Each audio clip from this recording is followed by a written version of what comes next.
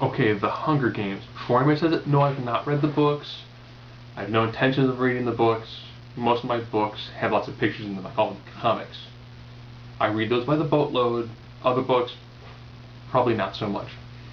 That having been said, out of the 2 hours and 20 minutes of having watched this movie, what felt like it was the longest part, ironically, was the trailers for other movies that most of which either I knew about and was planning on seeing, or I didn't care about seeing, or I knew I had to see because I've seen the previous 4 of them. Now, if you don't know the premise of this movie, there's a massive uprising of people, and they were put down and then broken out into 12 districts, actually 13, but they primarily focus on 12. So what they do is every year the capital, which is where essentially all the rich aristocratic people live, as well as all the color. I mean color, when you see the movie, you see these drab muted colors in the 12 districts, and then when they show the capital, everyone looks like it's Fashion Week. These super gaudy, over the top, slick backed blue hair with a ponytail and just veneered teeth and bizarrely manicured beards, and just everyone looks entirely insane. But that's where all the rich people live. So every year they take 2 people, picked at random, depending on how many points you have inside the drawing. You essentially gain points whenever you ask the capital for food or any additional help. They primarily focus on District 12, so you don't learn a lot about the other people except for after the reaping, when they're doing some of the initial training. So this movie is kind of broken down to the reaping, where they pick the people, and then the acclamation of the capital, the training, as well as the sponsors. Essentially, when you're in the Hunger Games, you get sponsors. They will send you other equipment. And you see these kind of small flying machines that have balls attached to them. You open up the ball and there's, like a medicated salve to help heal wounds, stuff like that, or food.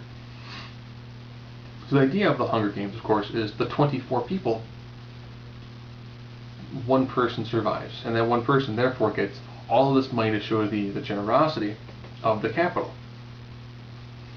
Now, having said that, every person you see in this movie puts in a fantastic performance. From Elizabeth Banks, who you should be able to spot pretty quick.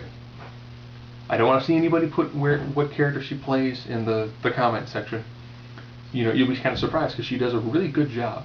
Woody Harrelson is playing a drunk mentor. Not a huge stretch, I know, but this is probably his best work since People vs. Larry Flint.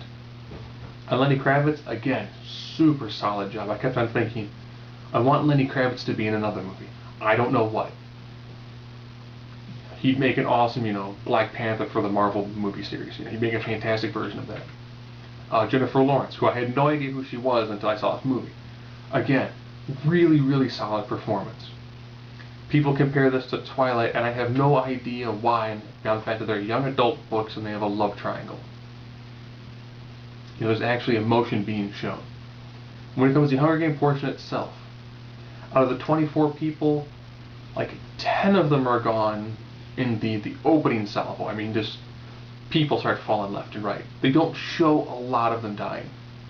That having been said, if you're taking kids to see this movie, it's 24 people hunting and killing each other. It's pretty vicious and somewhat violent from that aspect.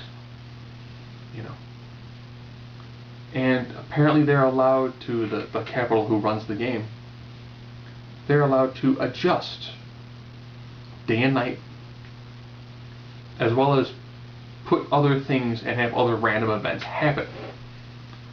So you're probably thinking, okay, the Hunger Games, what is it? Think about a reality TV show. Like if Survivor were to be won not by voting, but by killing the other people.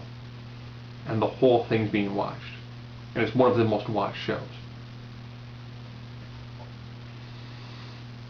So that is the crux of it, leaving out some of the more political side of it, which, while good, it adds more backstory, and you can tell that's what will carry through, in the next movies, because you probably can't always have 24 people hunting each other down. It would probably get kind of muddled for a second and third movie.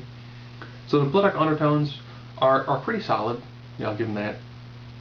Donald Sutherland plays a fantastic main character. You know, all in all, really solid movie. Probably one of the best we've seen so far this year. And easily a really fantastic way to kind of kick off almost in an earlier way the blockbuster season we're going to have in the middle of the year. Alright, here you go.